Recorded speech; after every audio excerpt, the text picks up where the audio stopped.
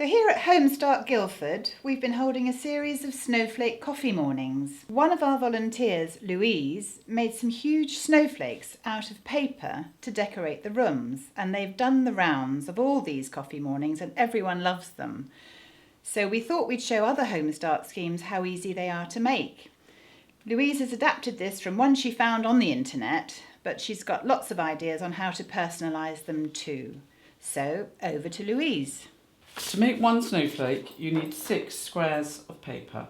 And I made my squares out of a sheet of computer paper. You fold them over point to point, and then you've got your square here, if you don't have ready-made squared paper. So there's your square.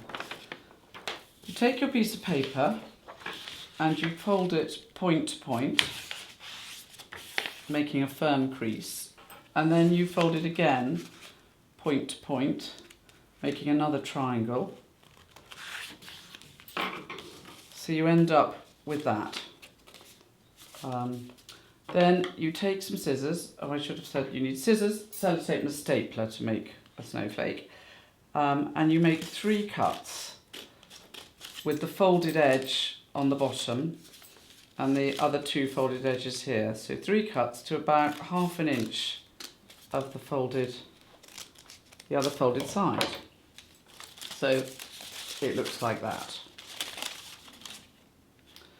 You open it up like I've just done and flatten it out, and you take the first 2, the smallest cuts, and you join them together and then just fix them with a bit of sellotape.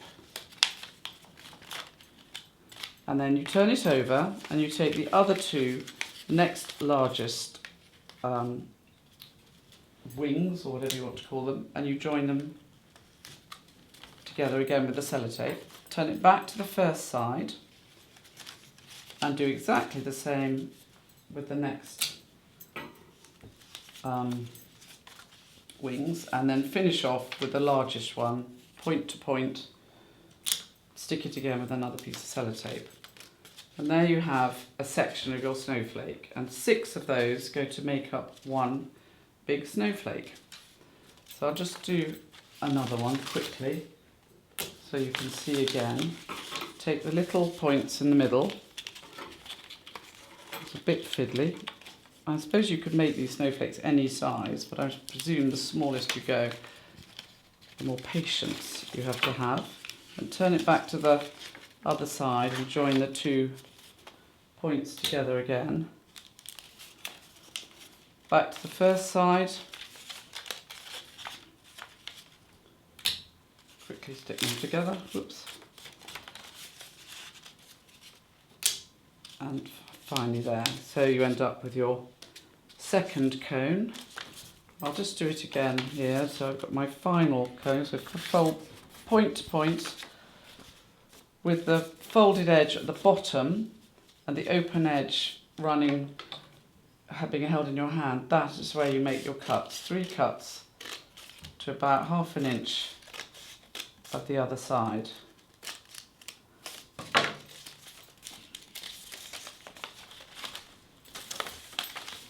And quickly do this.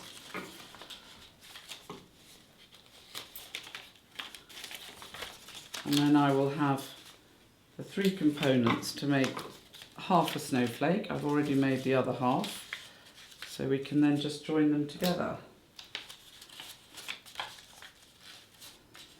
There we go. Last bit of sellotape. So you take your 3 cones or whatever, and try and line them up sort of together. So we've got the larger side on the left, to bring the next one together, the same shape, and then the final one together, all the points in the middle. You can see it's coming together now, and you use a stapler just to staple those in the middle, and then work around the edge, bringing each cone together, and just staple again. It doesn't have to be exact because it just looks wonderful anyway, really. And then do it with the final one. So now we have 2 halves of our snowflake. It's amazing that 6 sheets of paper can make such a big snowflake. So you bring those together again, as I did before, just stapling the 2 halves. Make sure you get the staple in properly, and then bring the other side together. Look, we're nearly there. There you have your snowflake, but it is quite nice, I think, it gives it more stability, to join the 2 in the middle. So just bring the 2 points together and put another final staple in the middle. And there we have our snowflake. So that is in plain white paper, but I think you could spray it with silver spray, or add some glitter, or use a paper that is coloured on one side and white on the other. It has to be paper, not card, so it has a bit of movement in it. And they can be bigger or smaller. There's our snowflake for the Home Start Guildford Snowflake Appeal.